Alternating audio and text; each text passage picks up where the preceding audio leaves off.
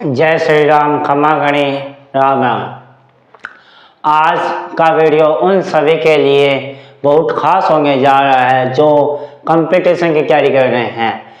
आज हम इस वीडियो में आपको बताने जा रहे हैं CET 2026 के बारे में।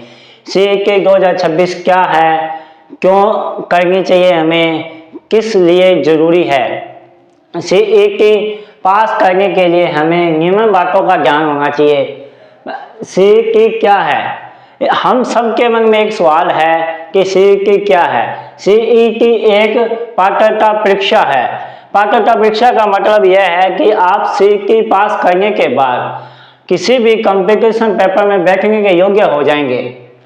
दूसरी बात देखा जाए, CET की फुल फॉर्म क्या है। CET की फुल फॉर्म, हमें किसी भी पेपर देने से पहले उसकी फुल फॉर्म का पता होना चाहिए। CET की फुल फॉर्म देखा जाए तो CET की फुल फॉर्म है समान पात्रता परीक्षा। CET पास करने के लिए हमें कम से कम 18 वर्ष की आयु पूर्ण करना जरूरी है, अधिकतम 40 वर्ष। CET कौन कर सकता है? CET हमारे मन में एक और सवाल आता है, CET कौन कर सकता है? CET वह सभी बच्चे कर सकते हैं जिसकी उम्र 18 वर्ष होगी और उसने 12वीं का पेपर दे दिया है। यह CET अलग है। यह CET 3 साल के लिए मांगे हैं। जब अब पिछली जितनी भी CET हुई है वह 1 साल के लिए मांगे हुआ करती थी।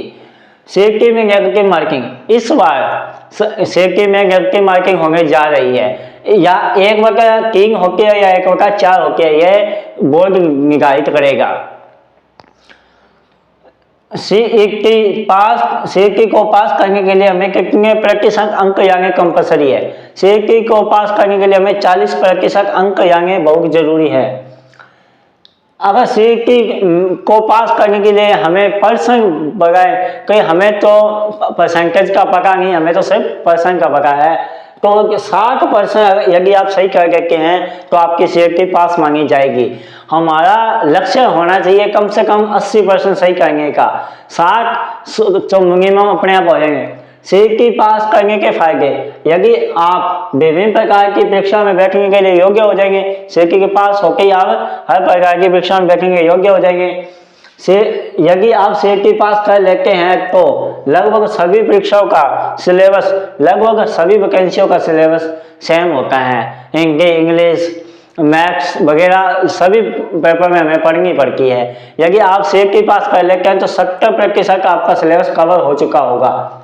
यदि आप CET नहीं करते तो इसका बहुत बड़ा नुकसान है। वो मुख्य रूप से एक नुकसान ये भी है कि आप आने वाली 3 साल तक किसी भी वैकेंसी, किसी भी फॉर्म नहीं डाल सके, आप किसी भी पेपर में बैठने योग्य नहीं है। हो सकता है अगली CET आने तक आपकी ओवर एज हो चुकी है। अगली CET 2029 के बाद आएगी।